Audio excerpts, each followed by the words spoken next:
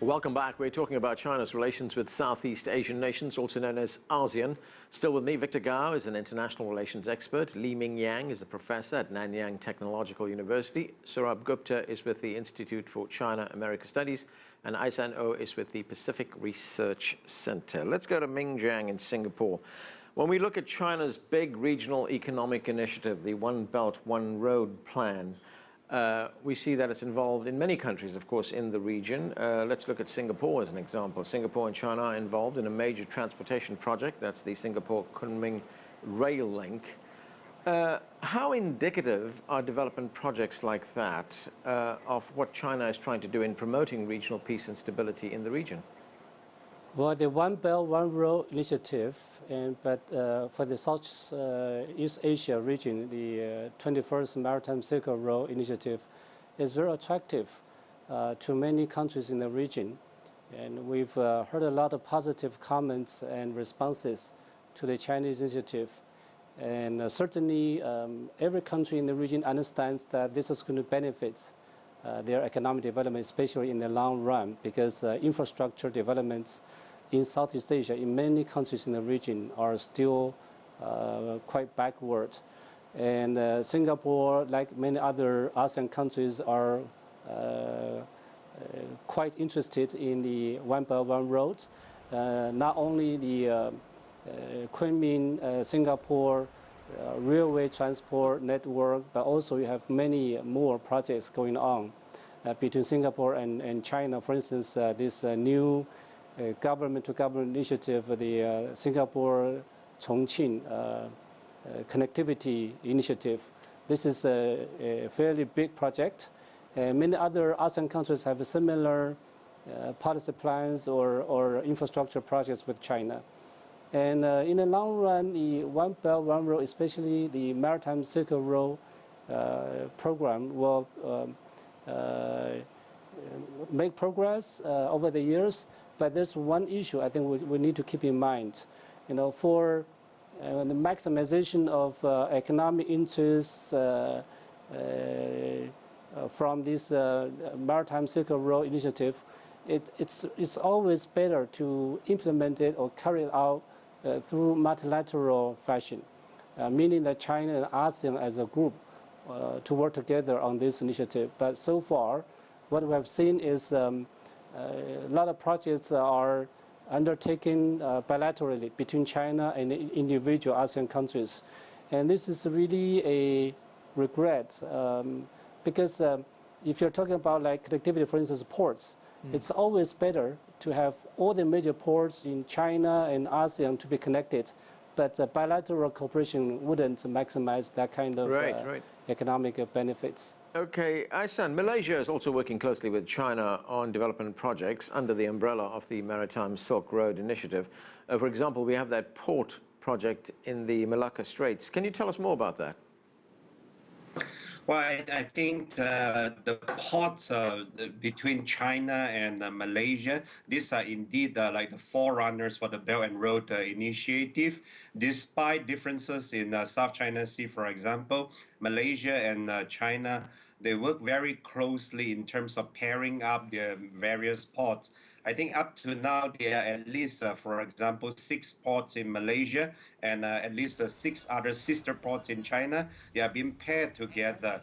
The particular project which you mentioned in Port Klang along Malacca Strait, and then on the other side of the Malay Peninsula, you have the Kuantan port, which is similarly being built. Yeah. So I think Malaysia is indeed a forerunner in terms of working with China very closely and on maritime issues. I mean, we are talking about ports, we are talking about various type of maritime cooperative activities. And we hope that, for example, by having closer relationship with China, especially economically, then indeed the tension in South China Sea, at least between Malaysia and China, could be tamed down a little bit. Malaysia, I think, can play an even bigger role for China in terms of the Belt and Road Initiative. For example, if China were to reach out to countries in, for example, the Middle East, Malaysia as a predominantly Muslim populated country would have very special relations with those countries. So if China, for example, typically a China business, if they pair up with the Malaysian counterparts and go into the Middle Eastern market, I think that will indeed save them a lot of efforts. So I think this particular initiative, the Belt and Road Initiative, I think it could indeed enhance the relations between China and various Southeast Asian countries. Sourabh, does the United States see the One Road, One Belt development strategy as a competitor in a way to its own development initiative, which is the Trans-Pacific Partnership? Not a direct competitor with the TPP agreement, but it has seen One Belt, One Road, unfortunately, as well as the Asia Infrastructure, AIIB, Infrastructure Bank, as a competitor. It should not have in the first place. These are positive-sum games which benefit everybody. And the larger issue is, why don't Japan and the United States find a way to contribute and cooperate with these projects to the extent that it involves their own interests?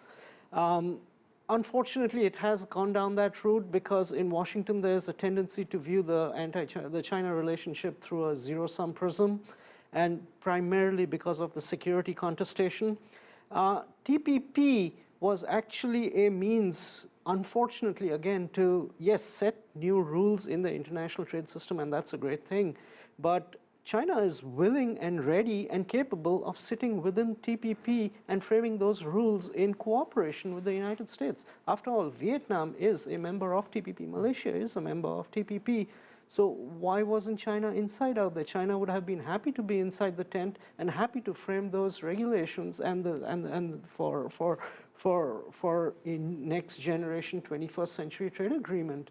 But this has become part of the issue. There's too much zero-sum politics in US-China relations, and particularly on the US side, they need to have a clear view on the areas definitely where there are win-win positive-sum outcomes and pursue those and not reflexively just treat everything as a matter of competition.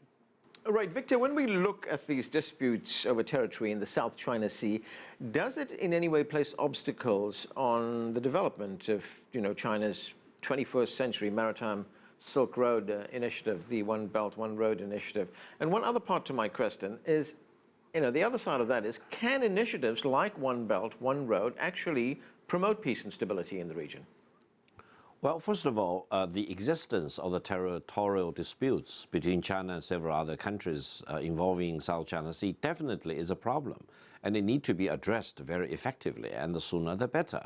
On the other hand, I would say if the territorial disputes between China and the Philippines or between China and Vietnam, etc., get deteriorated in the coming few years, then it will take some wind out of the sail of the One Belt, One Road, especially the maritime Silk Road, especially involving the South China Sea and the neighboring countries.